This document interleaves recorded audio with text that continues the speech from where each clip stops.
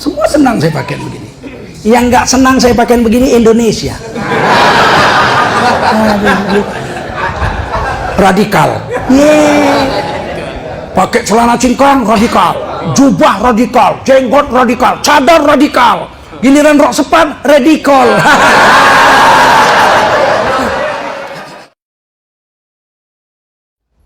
Sampai akhir Nabi Nuh masih panggil anaknya, sampai anaknya tenggelam.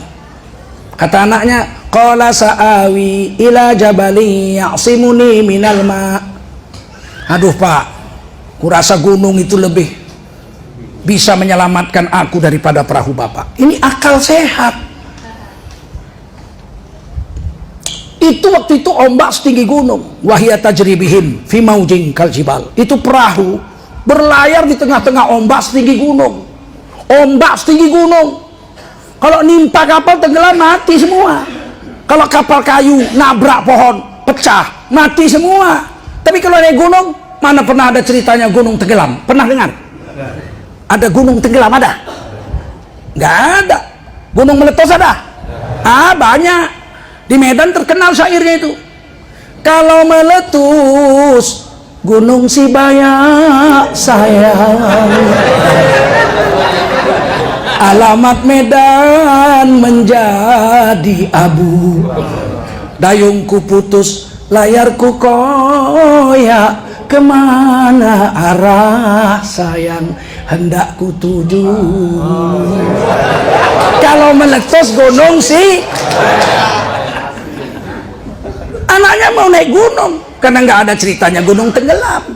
Tapi kata anaknya, kata bapaknya, nggak ada nak. Hari ini yang selamat cuma nenek perahu. Selain yang naik perahu, kafir semua mati. Bahkan binatang boleh naik perahu, kafir nggak boleh. Anak kalau mau naik sini beriman, nggak mau, dah mati sama orang kafir. Padahal Nabi Nuh ada perjanjian dengan Allah. Kalau datang topan, keluarga Nabi Nuh selamat. Itu perjanjian. Tiba-tiba topan datang, anak bungsu mati, bini hilang. Kalau bini Nabi Nuh nggak berapa sedih. Aku pun kalau bini ku petentengan, ku ganti yang baru. Nggak sedih aku. Kalau anak nggak bisa diganti, ya betul. Kalau bini petentengan ngapain dipertahankan? Astuti, Astrea tahun 73, jalan udah bengkok. Petentengan pula, ku belilah Vario baru ya nggak, sekali gas loncat langsung.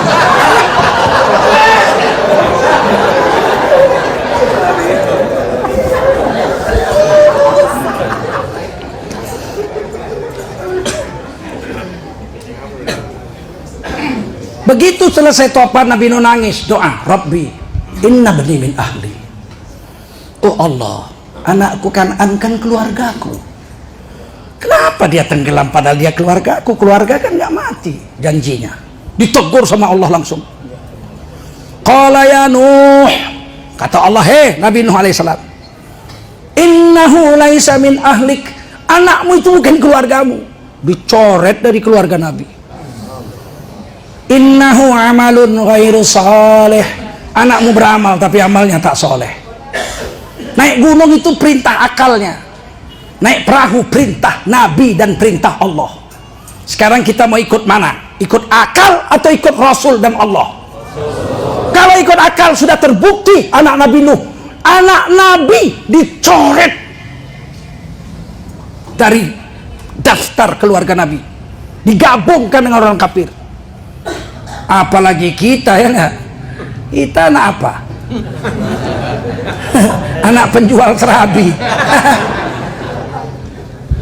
Tak ada Nabi setelah Nabi Muhammad, betul? Tak ada lagi Nabi setelah Nabi Muhammad. Kalau ada yang ngaku Nabi, itu salah titik itu. Nulisnya salah titik. Nabi itu tulisannya nun, titiknya satu di atas, ba, titiknya satu di bawah, iya, titiknya dua di bawah. Dia titiknya di bawah semua. Udah tahu bacanya kalau titiknya di bawah semua.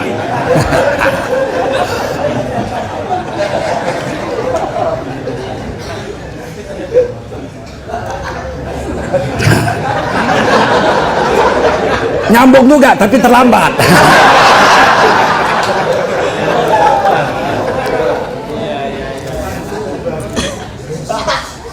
Apa kehebatan umat Nabi? Saya banding dua saja. Satu Nabi Sulaiman. Nabi Sulaiman berkirim surat atas jasa burung hudhud. Ada 10 binatang yang akan masuk surga. Salah satu diantaranya hudhud, unta Nabi Soleh. Ada bukunya itu. 10 binatang yang masuk surga. Unta Nabi Soleh satu, termasuk hudhud. Hudhud beritahu ada ratu yang sakti, hebat, luar biasa, perkasa, tapi kafir. Nah, Nabi Sulaiman kirim surat. Bismillahirrahmanirrahim itu surat Nabi Sulaiman alaihi salam kepada Balqis. Balqis sidang. Bagaimana? Kita lawan, kita hebat. Balqis anak manusia campur jin. Kalau dalam tafsir Baghawi diceritakan itu, bapaknya pun disebut namanya, mamanya disebut namanya Raihana, nama mamanya. Kalau nggak salah nama bapaknya Surahbil.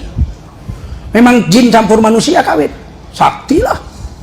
Maka ketika nanti sampai istana Nabi Sulaiman, Nabi Sulaiman itu istananya lantainya air, kolam, ditutup pakai kaca. Dipikir Balqis banjir, diangkatnya roknya. Nabi Sulaiman lihat kakinya, senyum Nabi Sulaiman. Bukan karena mulus. Kalau menurut Abu Hurairah itu di Baghawi, kakinya macam kaki kuda, macam kaki binatang, dan bulunya lebat. Langsung Nabi Sulaiman bilang, oh anak jin rupanya. Tapi dikawini oleh Nabi Sulaiman, jadi istri belakang setelah Islam. Sebelum dikawini suruh mandi dulu. Mandi dikasih batu, entah batu apa, begitu mandi rontok bulunya semua. Baru cocok jadi istri ratu, ya enggak? Nah, dinikahi oleh Nabi Sulaiman. Balqis itu setelah masuk Islam. Ditariknya rok, nampak betisnya berbulu. Berarti Balqis biarpun kafir, Bu, pakai rok panjang, Bu. Ini hajah 60 tahun pakai rok pendek. Kucing aja lihat dia mual.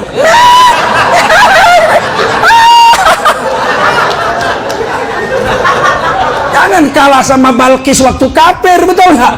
Balqis kafir masih pakai rok panjang, bos. Hajah kayak rok sepan. Kucing aja buang muka.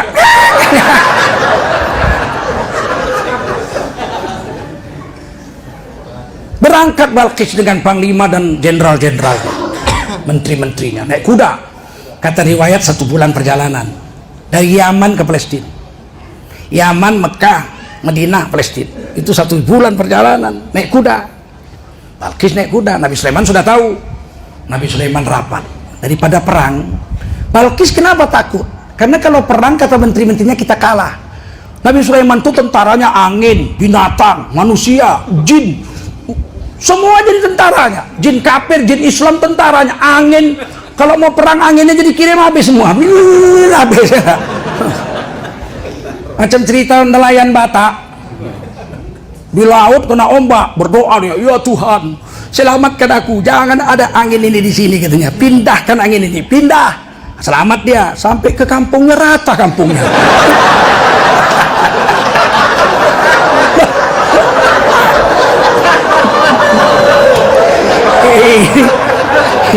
Ini cerita suku Batak. Protes ya, bah, apa-apaan Tuhan? Persoalan di laut, kenapa dibawa-bawa ke darat?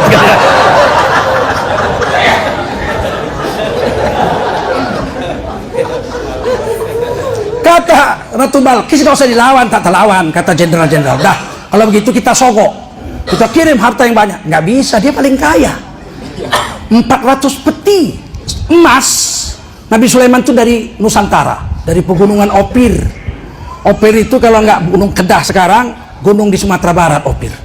Dari sini, ini maka disebut Sumatera ini Pulau Emas. Dari sini diambil emas. Kalau Jawa Pulau Padi, Jawa Dwipa. Kita Suwarna Dwipa, Pulau Emas. Nggak bisa, kalau harta kalah kita. Kalau begitu kita datangi aja. Oh, datang Balqis dengan jenderal dan menterinya. 1 bulan perjalanan. Nabi Sulaiman rapat dengan jenderal dan menteri-menterinya. Dia bilang apa? Ya ayyuhal malak, wahai jenderal-jenderal dan menteri-menteriku, ayyukum ya'tini bi arsyiha qabla ayyatuni muslimin. Siapa di antara kamu yang mampu memindahkan singgasana Ratu Balqis ke sebelahku ini sebelum Ratu Balqis sampai sini? Nanti kalau sampai sini dia lihat kita hebat, bisa mindahkan lebih cepat dari kudanya, dia akan menyerah, masuk Islam, dia menyerah dia dengan aku. Kata qala ifrit minal jin, berdiri ifrit golongan jin kafir. Nanti waktu Nabi Isra dan Mi'raj diriwayatkan Ifrit mengejar Nabi, berarti masih hidup zaman Nabi Muhammad. Memang jin itu umurnya sampai 5.000 tahun dia baru mati, panjang umur. Udah pernah jumpa jin? Saya sudah jumpa jin dalam mimpi, tapi dalam mimpi banyak, beberapa kali. Kata Ifrit apa? Ana atika qabla an taquma min makomik. Dahsyatnya Ifrit. Aku, wahai Raja Sulaiman, mampu memindahkan singgasana Ratu Balkis dari sana kemari sebelum engkau berdiri dari tempat dudukmu. Majang hebatnya itu. Berdiri 1 detik sebelum. Kalau bahasa Jawanya sak turunnya panjenengan menyat sampun onten tong mriki mawon. Untung bukan jin Jawa ya. Tapi Nabi Sulaiman tidak melirik ke situ. Nabi Sulaiman melirik ke sana, artinya nggak setuju. Jadi kalau pemimpin itu kalau nggak setuju jangan ribut-ribut. Diam aja, bikin tindakan aja. Kayak Anies tiba-tiba keluar SK Alexis ditutup, ya nggak usah banyak-banyak. Itu mandor namanya. Betul. Ini kadang-kadang marah sama presiden yang lama nggak beres ini. Kenapa bikin kilang sudah 5 tahun nggak siap-siap? Loh, presiden sebelum bapak siapa? Ya saya. Memang rusak. Oh alah, salah pilih kita.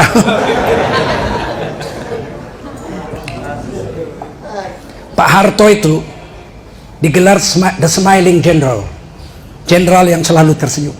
Yang menggelarnya Ruder, itu bukunya segini tebal, saya punya, The Smiling General. Kalau dirjennya lagi pidato, Pak Harto itu senyum. Nggak tahu kita senyum senang apa enggak. Ketahuannya seminggu kemudian pindah apa enggak. Begitu pemimpin itu berwibawa, betul. Melirik Nabi Sulaiman ke sana, tak jadi pindah, duduk Ifrit. Qala alladzi ilmuhu indallah. Ada satu orang yang ilmunya di sisi Allah. Dalam tafsir, beliau ahli kitab Zabur, kitab bapaknya Nabi Sulaiman. Minal kitab, daripada kitab, yaitu kitab Taurat dan Zabur. Apa dia bilang? Ana atika, ini hebat itu. Ana atika, aku mampu memindahkan singgasana Ratu Balkis ke sini. Qabla an yartadda ilaika tarfuk, sebelum matamu berkedip. Majang. Qala alladzi indahu apa? Qala alladzi ilmuhu minal kitab, ya. Qala alladzi indahu ilmuhu minal kitab. Satu orang laki-laki yang ilmunya dari kitab Zabur. Aku bisa mindahkan sebelum matamu berkedip. Berapa detik berkedip? Sebelum. Nabi Sulaiman langsung melirik. Nah, itu kelebihan Nabi Sulaiman itu. Falamma ra'ahu, begitu Nabi Sulaiman melirik, mustaqiran indah, sudah mentangkring, kata Raja, sudah pindah singgasana Ratu Balkis di sebelah. Dan kata kitab Tanwirul Qulub dan beberapa kitab tafsir yang lain, dan kitab Tanwirul Qulub bukan kitab tafsir, Sulaiman Al-Qurdi yang mengarang, itu kursi Ratu Balkis itu pindahnya bukan lewat udara. Kalau lewat udara, tahu kok Bilqis kursi pindahnya lewat bawah tanah, belum sekedip mata udah pindah lewat bawah tanah. Jadi Balqis nggak tahu. Hebat nggak umat Nabi Sulaiman? Hebat nggak? Bagaimana umat Nabi Muhammad SAW? Umat Nabi Sulaiman yang hebat cuma 2, satu jin, satu manusia. Manusia itu namanya dalam tafsir saya baca Asif bin Burkhiyah. Asif bin Burkhiyah. Orang Sunda nggak bisa bilang Asif, bilang Asep. Kang Asep. Mungkin Asep itulah yang memindahkan Ratu Balqis. Cuma 2, satu Ifrit, satu Asif. Tapi hebat. Bagaimana umat Nabi? Kalau umat Nabi sekali hebat banyak, semua. Nah, itu pula hebatnya. Sahabat Nabi itu digelar Allah radhiyallahu anhum wa radu'an. Allah ridha pada mereka, mereka ridha pada Allah. Semuanya. Satu hari peperangan melawan Irak, Parsi, superpower dunia waktu itu Parsi dengan Romawi. Yang mimpin Sa'ad bin Abi Waqqas radhiyallahu anhu. Di sana udah baris pasukan musuh 300.000 dengan rajanya, dengan pendetanya. Di sebelah sini Sayyidina Sa'ad mau nyebrang nggak bisa, sungai Tigris sedang banjir. Dulu kalau sungai banjir, namanya nggak ada drainase, semua air masuk situ, batu-batu, anyut bergelombang sungai itu. Siapa berani nyebrang, nggak ada jembatan. Maka Sayyidina Sa'ad pasang kemah. Beberapa hari di situ sholat tahajud, siang puasa, malam tahajud. Begitu pemimpin, malam tahajud, siang puasa, nggak cari utangan dia, enggak. Siang puasa, malam tahajud. Sampai Sayyidina Sa'ad bermimpi dilihatnya pasukannya jalan di atas air. Maka dia bilang, lepas subuh, sekarang saya sudah dapat jalan keluar dari kesulitan kita. Gulung kemah, siap-siap kita berangkat. Saya minta semua sholat 2 rakaat. Mohon sama Allah, kemudian kita seberangi sungai ini dengan kuda-kuda dan pasukan kita dengan kaki-kaki kita. Beliau sholat 2 rakaat, dicongklang kudanya jalan di atas air. Perwira-perwiranya sholat 2 rakaat jalan di atas air. Sahabat yang kecemplung mundur, wudhu lagi, sholat lagi. Ya Allah, banyak dosa ya Allah. Sampai semua seberang semua. Yang jalan kaki seberang semua. Kata pendeta kepala Parsi bilang, Tuan Raja, ini jangan dilawan. Ini bukan manusia biasa. Ini manusia keramat. Jangan lawan. Kita nyerah aja. Kita nyerah, kerajaan kita aman. Kita bayar jizyah, bayar pajak tiap tahun, sudah selesai lah urusannya. Kita nggak akan dipaksa masuk Islam. Kalau kita nyerah sudah. Nah, kata rajanya, kita ini super power. Tentara kita 300.000. Biarpun dia bisa nyebrang air, belum tentu hebat. Keluarkan pasukan khusus. Jadi zaman dulu sudah ada juga Kopassus. Pasukanku satu kompi. Pasukan itu terdiri dari wanita-wanita cantik. Orang Parsi yang main-main, hidung mancung, pipi merah. Nggak ada yang pesek orang Parsi. Pesek itu sini lah, orang sini. Dipilih yang badannya macam gitar cokolele itu. Pakai baju tipis, maju ke depan, baris, main musik. Agak kanan, agak kanan, agak kanan dan ke kanan, agak kiri, agak kiri, agak kiri dan ke kiri. Sakitnya tuh di sini, sakitnya tuh di sini. Makan sayur kok campur daging anjing.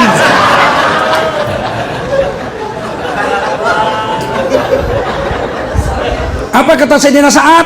Pasukan tutup mata semua. Tundukkan pandanganmu, ghaddul basar. Tundukkan pandanganmu. Semua sahabat tunduk pandangan. Nggak ada yang khianat satu pun. Nggak ada yang pura-pura tutup ngintip dulu. Kehebatan umat Rasulullah Muhammad Sallallahu 30.000 pasukan tunduk semua. Sampai berkeringat itu perempuan. Tak mempan, pulang lemas. Tuan Raja nggak mempan. Kenapa? Begitu cantik-cantiknya kalian. Tak ditengok orang tuh pun. Dilirik orang tuh pun kita. Kata pendetanya, sudahlah Tuan Raja, kita nyerah saja. Kita bayar jizyah, aman. Jangan lawan, ini bukan manusia biasa. Kata rajanya, lawan, tiup tanduk. Perang dimulai, habis, bersih. Parsi hilang dari peta dunia. Istananya habis rata dengan tanah. Rajanya terbunuh, anaknya ditawan jadi budak. 3 anak perempuannya ditawan jadi budak. Oleh Sayyidina Umar, diambil 3-3. Nggak pantas juga anak raja jadi budak. Dimerdekakan, diambil Sayyidina Husain jadi istri. Maka orang Syiah itu yang dianggap imam penerus Sayyidina Ali itu cuma anak Sayyidina Husain. Kenapa Sayyidina Hasan tidak diangkat satupun anaknya? Padahal banyak istri Sayyidina Hasan. Karena tidak keturunan Parsi, tidak keturunan Iran.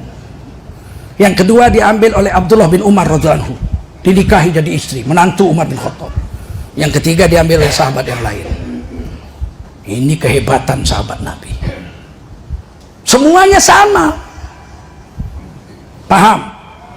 Umar bin Khattab sedang khutbah Jumat di Madinah. Yang dengar Sayyidina Ali hebat-hebat, Tolha, Zubair radhiyallahu anhu, Abu Hurairah hebat-hebat, Abdullah bin Umar, orang-orang yang sahabat-sahabat yang karomah-karomah mendengar khutbah. Khutbah Jumat isinya 2. Wasiat takwa dan menakutkan berbuat dosa. Basyiran wa nadhira, hanya 2. Tidak boleh isi khutbah yang lain. Tidak boleh khutbah Jumat istinya cerita padi. Saudara-saudara, padi itu yang kita beli dari Jepang. Itu bibit unggul.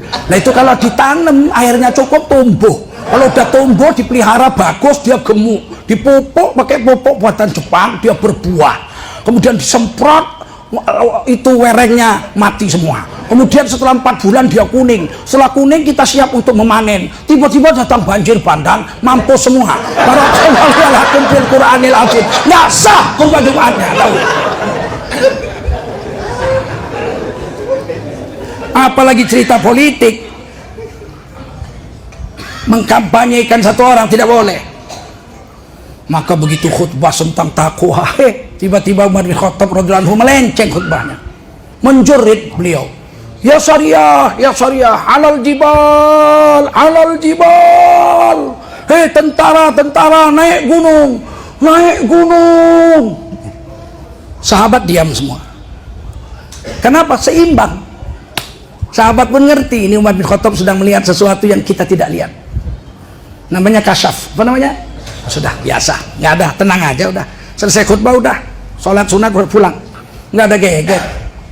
Coba kalau kita sekarang lagi khutbah, bertakwalah kamu, saudara tentara naik gunung, ditangkap bawa rumah sakit gila deh, setrumnya otaknya mungkin sekonslet, karena nggak imbang.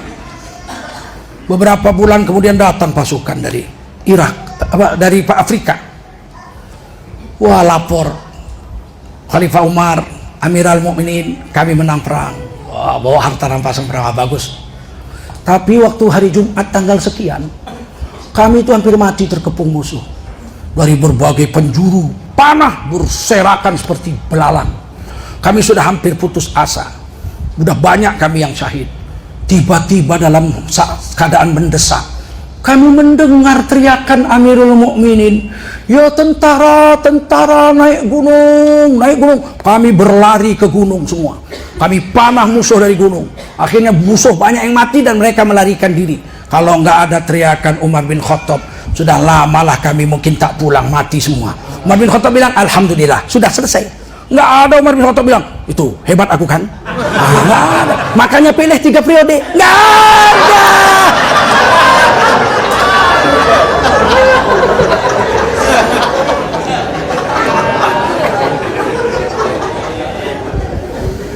Apa kelebihan 3? Pertama, Umar bin Khattab bisa melihat tentaranya terdesak perang di Afrika. Satelit belum ada. Yang kedua, beliau berteriak, teriakannya sampai ke Afrika. Itu karomahnya Sayyidina Umar. Yang ketiga, seluruh pasukan itu puluhan ribu dengar semua. Hebat gak umat Nabi itu? Hebat. Beda dengan umat dulu. Umat dulu 1, 2. Ini semua dengar. Tiba-tiba dibilang primitif. Oh, itu kan umat dulu. Umat sekarang kurang apa hebatnya? Wali Songo datang dari Cirebon, datang dari Muria, datang dari Ampel, datang dari mana-mana, datang 8 orang ke kampungnya Sunan Kalijogo. Habis sholat Isya bikin masjid. Ketik, sholat subuh udah jadi masjidnya. Hebat nggak? Habis sarapan pagi pulang, assalamualaikum, ceking udah sampai, ayo. Oh, pakai naik apa dia? Jangan dipikir umat Nabi tak hebat. Oh, itu kan Wali Songo. Zaman sekarang, ada. Cuman kalian tak jumpa.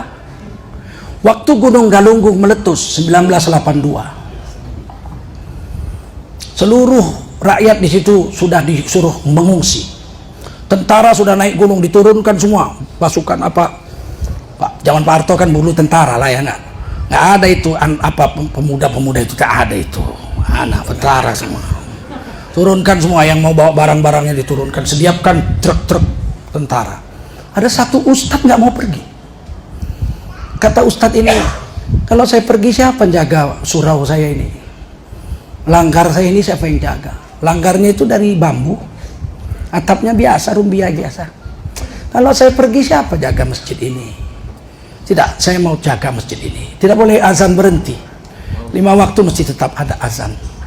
Kata tentara, jangan Pak, ini gunung sudah mau menurunkan lahar Pak. Kalau udah turun laharnya habis mati semua. Tak apalah, siapa lagi mempertahankan masjid ini? Saya harus tetap azan di sini. Saya dengar kabar Sudomo naik ke situ. Begitulah berharganya nyawa rakyat waktu itu. Laksamana Sudomo, Pangkop Kamtib waktu itu datang ke situ. Jumpa sama Kiai itu. Sudahlah Pak Kiai, turun sementara aja, nanti kalau udah meletus sudah sejuk balik lagi. Tidak, izinkan saya menjaga masjid saya. Terjadilah letusan itu. Oh, ratalah dibanting. Lahar merah itu habis semua. Begitu sudah sejuk, tentara naik. Tidak ada di kampung itu bangunan yang berdiri kecuali surau itu. Datang tentara tanya, Pak Kiai masih ada? Ada saya, alhamdulillah. Loh, apa Bapak nggak melihat lahar turun? Lihat, merah kan, waktu malam itu kan terang merah. Kok selamat? Itu lahar bicara. Ini habis ini nih. Orang Sontoloyo semua sini habisin. Yang ini jangan belok. Lahar itu udah cakep, belok. Yang ini hajar. Yang ini jangan. Nah, pas surau itu katanya, pas surau saya, lahar itu berkata, belah dua, jangan ini rumah Allah, jangan diganggu. Belok lahar itu. Terdiam semua orang, masuk koran, ya Allah, geger sejawa, datang ribuan orang ke kaki Gunung Galunggung menjumpai Ustadz ini. Ngapain? Minta nomor SDSB.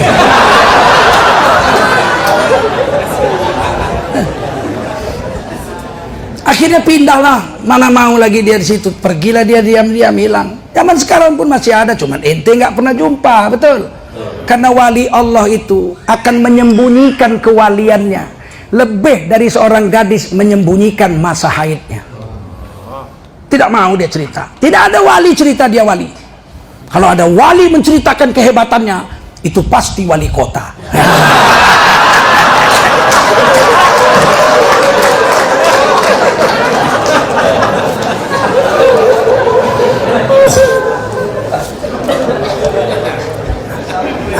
Sudah paham sekarang kita paling hebat?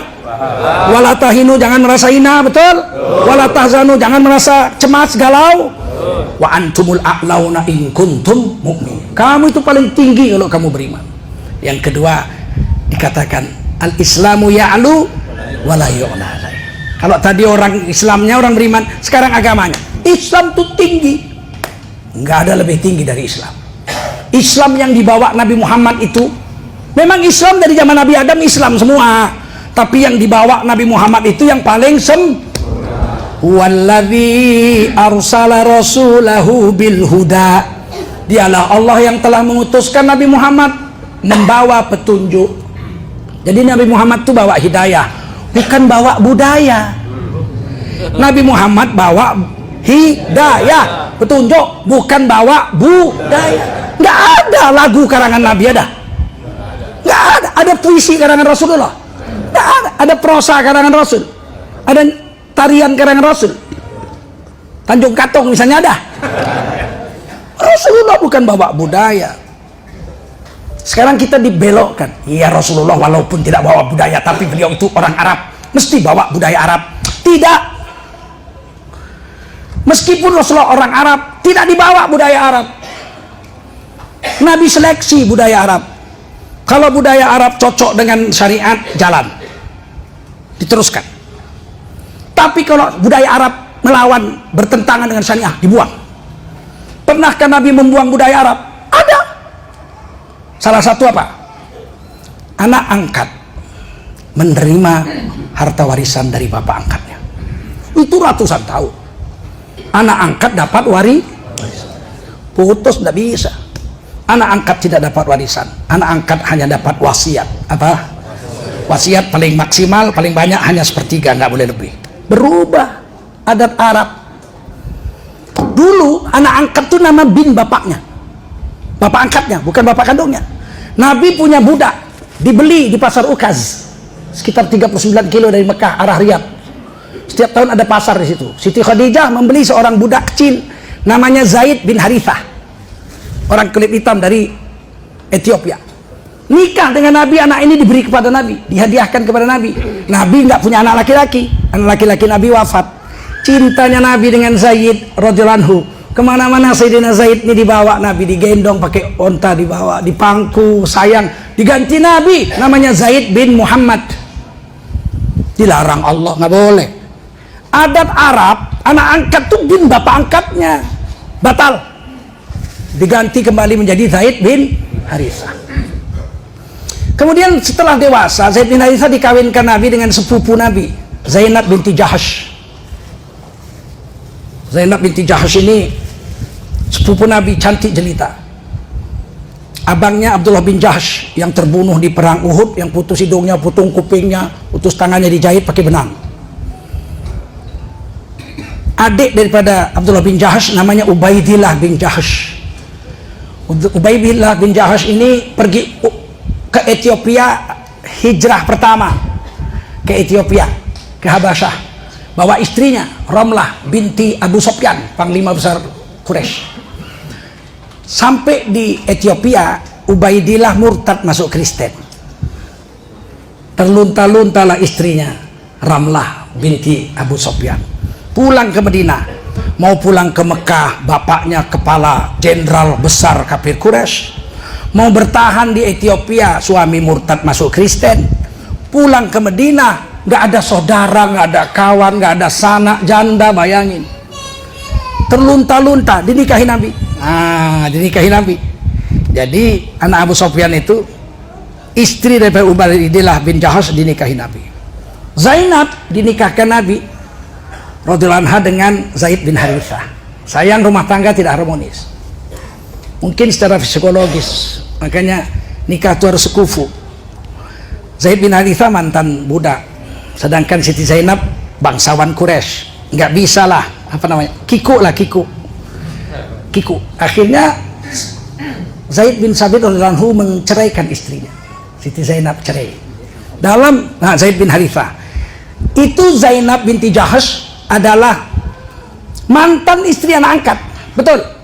Kan mantan istri Zaid bin Harithah kan anak angkat Nabi. Mantan istri anak angkat dalam budaya Arab haram dikawini, dianggap anak kandung, haram dikawini. Nggak berani orang menikahi janda anak angkat. Sama dengan Nabi juga nggak mau. Turun wahyu surah Al-Ahzab, kalau Zaid sudah menceraikan istrinya, nikahi istri Zaid, disebut namanya Zaid. Satu-satunya sahabat Nabi yang namanya disebut Zaid, satu-satunya. Maka Nabi nikahilah Zaid bin Harithah, itu jandanya itu Siti Zainab. Geger orang-orang munafik. Kalau bahasa sekarang, la ilaha illallah, na'udzubillah. Hebatnya kawan ini, anak pun diimbat juga kira-kira. Tapi Nabi lakukan itu. Kenapa? Karena Nabi tidak diutus membawa kebudayaan, walaupun budaya Arab. Nabi diutus membawa petunjuk. Anak angkat boleh dinikahi, istri anak angkat boleh dinikahi. Ini biar Anda tahu semua ini. Kok enak aja bilang Nabi bawa budaya. Nabi tidak bawa budaya. Tapi kalau kebudayaan itu cocok dengan agama, jalan terus. Menghormati orang tua, jalan terus. Kalau salah-salah sedikit, diperbaiki. Dulu akekah, orang Arab kalau punya anak potong kambing. Dari dulu, dari sebelum Nabi turun. Tapi darahnya ditampung. Darahnya ditampung, kemudian dituangkan ke kepala Isaf. Ada satu patung antara Hajar Aswad dengan pintu Ka'bah, itu ada di tengah-tengah, itu ada namanya patung Isaf. Disiramkan kepala Isaf itu dengan darah akikah. Dagingnya diletakkan di gunung-gunung sampai busuk, jadi makanan dewa-dewa. Oleh Nabi ditukar, dimodifikasi. Akikah tetap dilaksanakan. Potong kambing 2 ekor untuk anak laki-laki, 1 ekor untuk anak perempuan. Darahnya ditanam, dagingnya dimasak lezat-lezat, bagi sama tetangga. Dimodifikasi. Kalau bertentangan syariat tidak boleh. Paham? Budaya kita pun boleh, tapi jangan bertentangan. Budaya Batak nggak boleh kawin semarga. Sampai mati sinaga nggak boleh kawin sama sinaga. Betul nggak? Kalau udah masuk Islam, jangankan sinaga, ular kobra pun boleh kan gitu kan?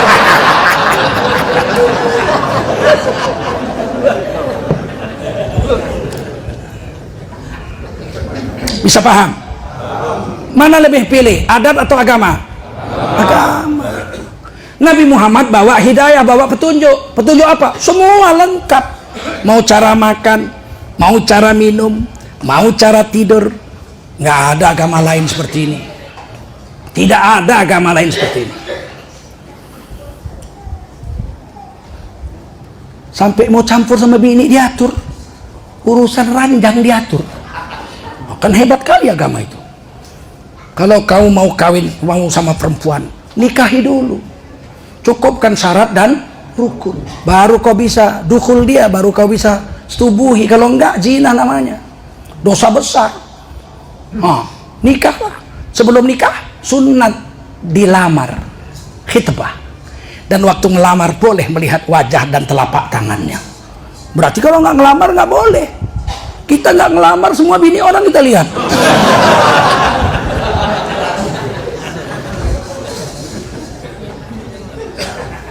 Kalau anak gadis saya mau dilamar orang, yang mau ngelamar itu bilang sama saya, bukan bilang sama anak gadis saya, supaya harga diri nggak hancur. Pak, anakku sudah bujangan, mau nikah. Kurasa anak bapak cocok lah jadi istri dia. Dari mana kau tahu? Ya, dengar-dengar dari orang.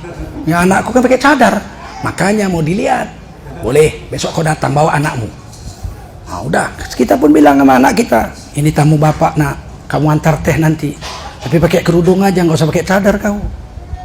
Oh, kenapa begitu Pak? Begitulah perintah bapakmu. Maka diletakkanlah minuman sama anak gadis kita itu. Nampak wajahnya, diginikannya tangannya. Anak muda tuh yang lihat, jangan pula calon mertua pula lihat. Anak yang lihat. Dah, dia tahajud malam, istikharah. Pak, cocok kurasa Pak. Wajahnya aku pun udah cocok, tangannya pun, kalau tangannya kan kalau berkurap, tangan berkurap juga. Tapi aku curiga Pak, jangan-jangan perutnya kena gosokan listrik dulu. Periksa lah. Siapa yang periksa? Ibu kita, jangan kita pula aku periksa kau dulu. Begitulah Islam hebatnya. Jadi nikah, selesai.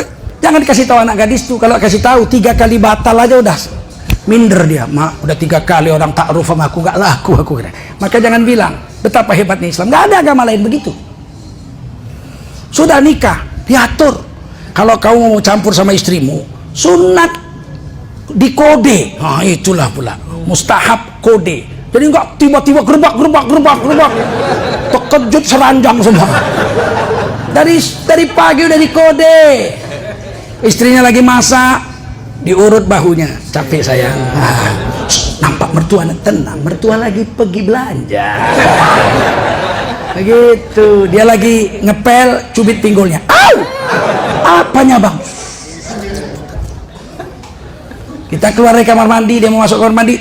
Cup, abang nampak mertua. Tenang aja, mertua kamar mandi sana. Jadi istri udah paham, ini ngapain aja laki ini.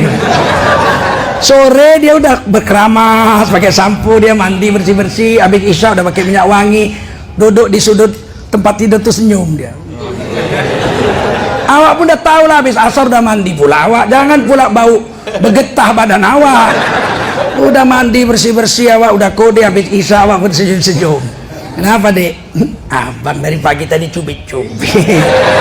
Jadi sudah, tak ada agama sehebat ini. Udah tuh campur, pemanasan, senang-senang kau dulu, jangan langsung kayak burung. Dia bilang Nabi burung, toyir, burung. Burung tuh saya perhatiin, apa rupanya burung? Burung tuh rupanya kalau mau kawin, betinanya datang, dia datang, pergi dia.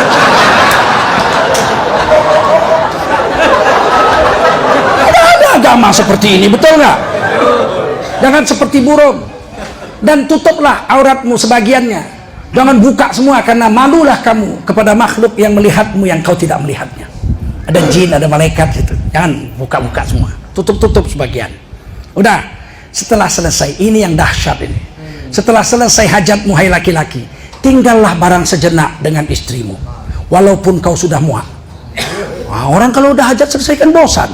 Jangan kau tinggal binimu, lus dulu rambutnya, pijit dulu hidungnya, ajak bicara, padahal udah bosan. Ini hidung luar biasa nih. Padahal udah muak kali pun.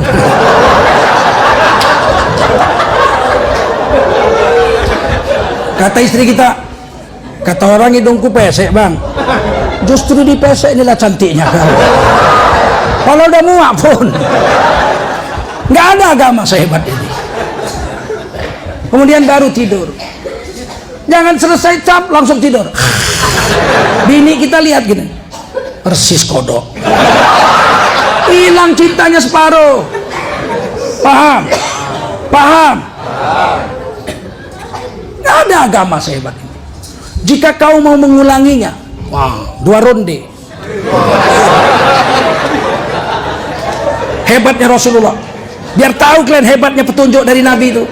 Jika kau mau mengulanginya 2 ronde, kau cuci dulu farjimu dengan air bersih. Oh, jangan itu lagi dipakai. Cuci dulu bersih-bersih. Kemudian berwuduklah kamu seperti berwuduk mau sholat. Baru kau ulangi. Hebat, aku udah tes, memang hebat lah.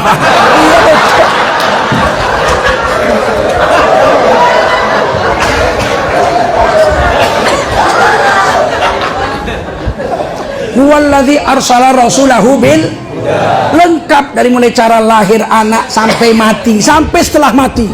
Nggak ada agama seperti ini. Jangankan cara sholat, cara puasa, cara zakat, itu syariat Islam. Cara makan, cara minum, apa yang dimakan, bagaimana caranya, berapa banyak yang dimakan baru berhenti. Wala tusrifu, jangan rakus. Nggak ada agama sehebat ini, betul. Cuci tangan sebelum makan, duduk ketika makan, datang makanan, Allahumma barik lana fima razaqtana wa qina adzabannar, pegang pakai tangan kanan, baca bismillah. Nggak ada agama sehebat ini. Sampai semua cara hidup ada, sampai cara mati. Laqinu mautakum la ilaha illallah. Bagaimana hebatnya Islam itu. Talkinkan la ilaha illallah di kuping kanan orang yang sakaratul maut. Datang dokter, senter mata udah nggak kedip, udah nggak ada respon. Pak, istri bapak sudah koma. Koma itu maksudnya apa dokter? Hampir titik. Ya. Maksud dokter, iya sebentar lagi jiun. Jiun, iya, innalillahi wa inna ilaihi raji'un. Datang si bapak, dibisikkannya la ilaha illallah di kuping istrinya dengan bercucuran air mata. La ilaha illallah. Bininya, la ilaha illallah. Kata dokter, percuma. Udah nggak respon nih, matanya nih. Percuma. Kata dokter nih, kata bapak tuh dokter Islam. Islam sudah naik haji aku 3 kali. PKI ya? PKI? Oh enggak, apa nggak PKI? Kata Nabi, lakinu mautakum la ilaha fi uzunihi, sebelah kanan, yumna, kanan. Kok Pak dokter bilang nggak ada manfaatnya? Lebih pandai bapak rupanya dari Nabi. Talkin kan ada manfaat, tapi udah nggak dengar kupingnya, otaknya juga udah nggak nyambung. Kita mentalkinkan rohnya, bukan mentalkinkan akalnya, betul? Rohnya dengar, betul? Rohnya lihat tempat yang akan dia tuju setelah matinya. Rohnya lihat malaikat maut datang. Falaula idza balaghatil hulqum wa antum hina idzin tanzurun. Saat nyawa sudah sampai di kerongkongan, kau akan melihat, kamu sudah melihat tempat yang akan kau tuju. Mau masuk surga, mau masuk neraka sudah nampak. Paham? Kita percaya sama Allah sama Nabi, bukan percaya sama orang-orang sekuler liberal rusak otaknya ini, yang sok pandai itu menurut akal nggak terima. Kita lebih dari akal, betul? Ketika malaikat maut datang, yang nunggu di tempat tidur tuh nggak ada yang lihat, tapi yang mau mati lihat nggak? Lihat. Tak ada agama sesempurna ini. Sudah mati masih bawa agama. Itulah hebatnya Islam itu. Sebelum lahir bawa agama, setelah lahir dibawa juga aturan agama, mau mati bawa aturan agama. Sudah mati bawa aturan agama. Nggak boleh semau gue. 4 yang wajib: dimandikan, dikapankan, disolatkan, dikuburkan. Fardu kifayah, betul? Wajib itu fardu kifayah itu. Nggak boleh semau kita. Saudara-saudara, bapak saya meninggal dunia pagi ini. Berhubung saya orang kaya, direktur utama PT Pertamina, maka bapak saya akan saya mandikan siang ini pakai Pertamax Turbo.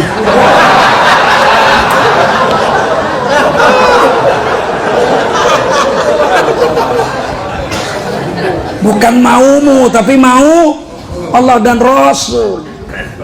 Dikapankan dengan kain berwarna putih sunat. Warna putih sunat, yang wajib itu dikapankan. Warna putih kata Nabi, warna terbaik warna putih, kesukaan Allah. Pakailah baju putih, kesukaan Allah. Kapankan mayat-mayatmu dengan kain putih, warna kesukaan Allah. Kalau kita pakai baju putih, ada mahabbah, cinta Allah. Maka saya baju putih, nggak ada warna lain. 7 baju saya putih semua, sama modelnya, jadi orang nggak tahu baju cuma 7.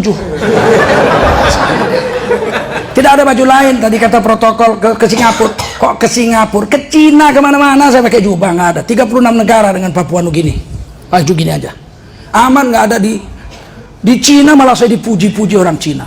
Tahun 2005 saya keliling Cina, asal jumpa orang Cina bilang, hanya camade, apa camade ini? Camade. Sampai satu hari ada anak muda besar, udah besar, udah dewasa, hanya ada camade. Sama saya bilang, ada apa? Camade. Dia bilang, Osama bin Laden le.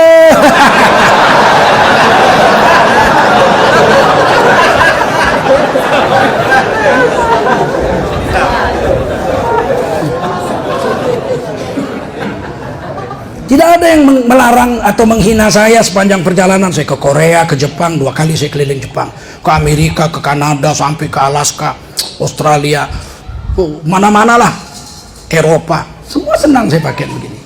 Yang nggak senang saya pakai begini Indonesia. Radikal. Pakai celana cingkrang radikal, jubah radikal, jenggot radikal, cadar radikal. Giliran rok sepan radikal.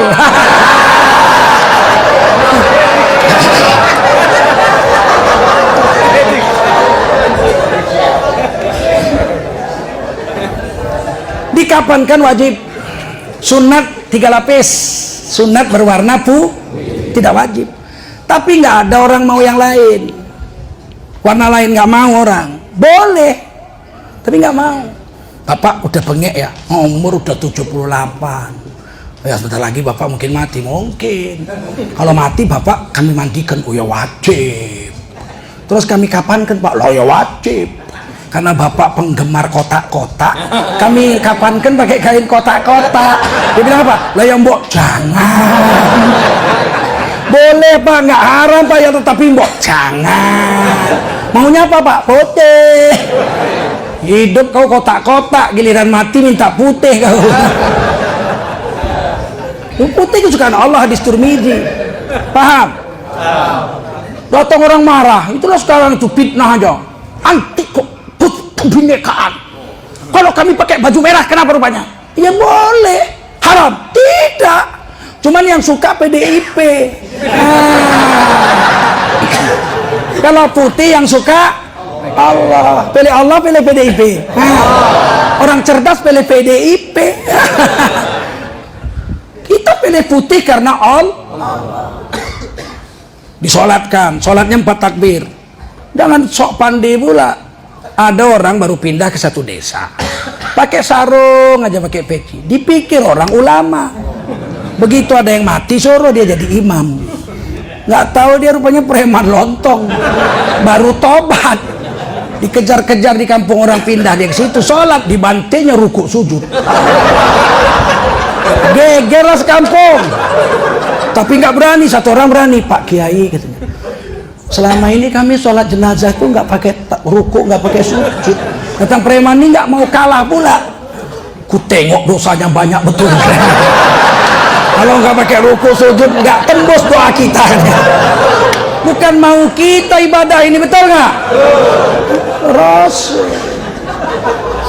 dikuburkan menurut syariat Islam miring ke kanan menghadap kiblat. Nggak boleh ditukar, saudara-saudara. Berhubung tanah kuburan sudah sempit, maka saya lurah mengambil keputusan untuk menguburkan mayat mulai besok dikubur ngadap kiblat, berdiri saja. Agama ini bukan mau kita, tapi maunya Allah dan bil huda, Rasul yang bawa petunjuk itu. Wadinil haq, dan membawa agama yang paling betul.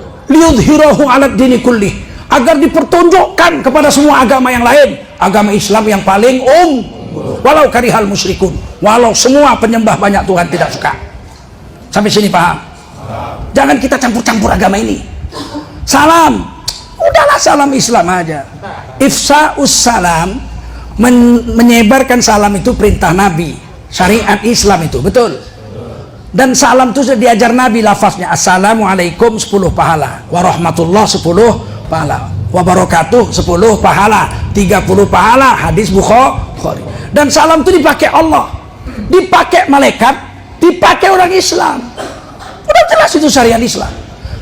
Ketika kita masuk surga, Allah menyambut. Apa kata Allah? Salamun qaulam mir rabbir rahim. Yauma yalqaunahu salam, tahiyatuhum yalqaunahu salam. Penghormatan Allah kepada orang beriman di dalam surga adalah ucapan salam. Malaikat kasih salam. Wal malaikatu yadkhuluna alaihim min kulli bab. Salamun alaikum bima sabartum fa ni'ma uqbad dar.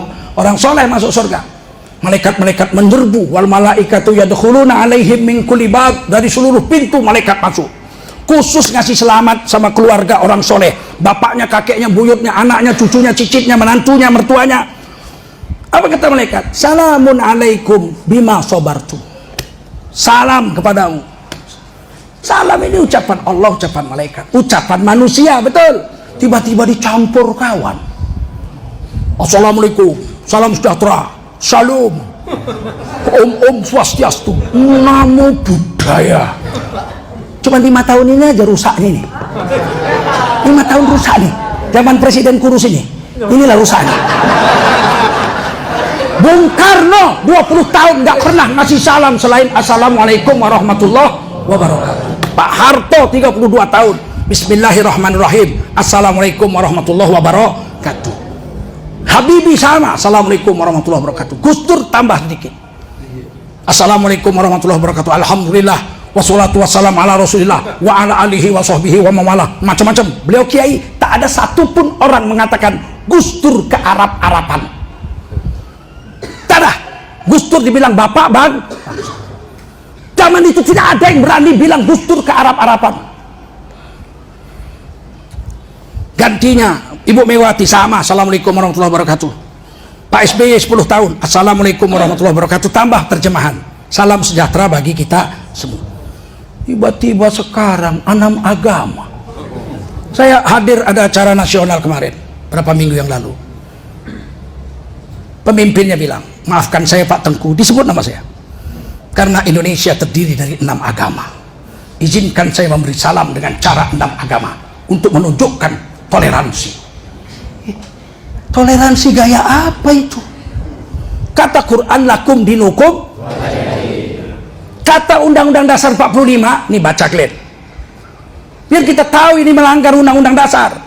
Pasal 29 ayat 2, negara menjamin tiap-tiap warga negara untuk memeluk agama garis miring kepercayaan dan menjalankan agama garis miring kepercayaannya masing. Kuat-kuat ulangi, masing. Sekali lagi, masing-masing, bukan campur-campur bos. Masing. Terlalu bodoh, Undang-Undang Dasar pun nggak paham. Assalamualaikum ya udah cukup orang Islam. Kalau mau namu budaya biar agama dia. Yang mau om-om swastu biar orang Hindu. Kita assalamualaikum warahmatullahi wabarakatuh. Jangan campur-campur bos. Cukup masing. Itu aja nggak paham. Mau jadi pejabat negara, ngaku Pancasila, pelajaran SD aja nggak paham, nggak tahu membedakan masing-masing dengan campur-campur.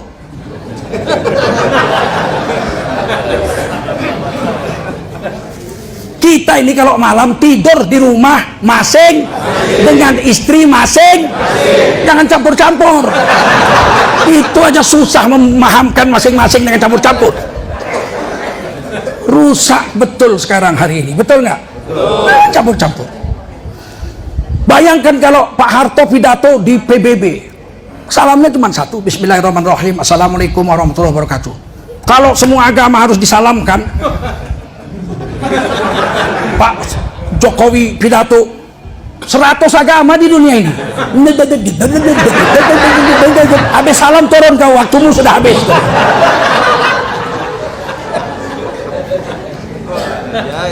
Toleransi itu masing-masing, bukan campur. Biarkan orang dengan mereka, kita dengan kita. Lakum dinukum.